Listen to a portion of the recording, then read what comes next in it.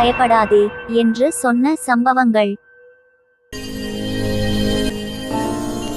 இயேசு கெனேசரேத்து கடலருகே நின்றபோது திரளான ஜனங்கள் தேவவசனத்தை கேட்கும்படி அவரிடத்தில் நெருங்கினார்கள்.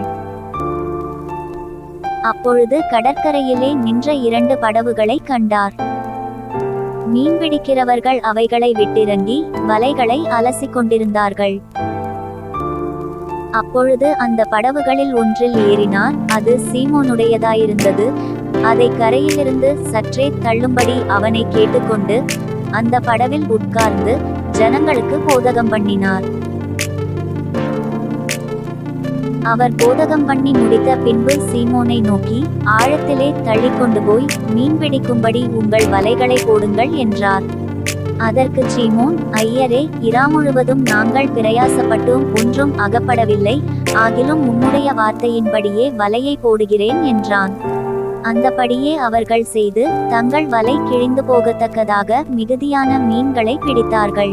அப்பொழுது மற்ற படவிலிருந்த கூட்டாளிகள் வந்து தங்களுக்கு உதவி செய்யும்படிக்கு சைகை காட்டினார்கள். அவர்கள் வந்து 2 படவுகளும் அமிழத்தக்கதாக நிரப்பினார்கள். சீமோன் பேதுரு அதைக் கண்டு இயேசுவின் பாதத்தில் விழுந்து, ஆண்டவரே, நான் பாவியான மனுஷன், நீர் என்னை விட்டு போக வேண்டும் என்றான்.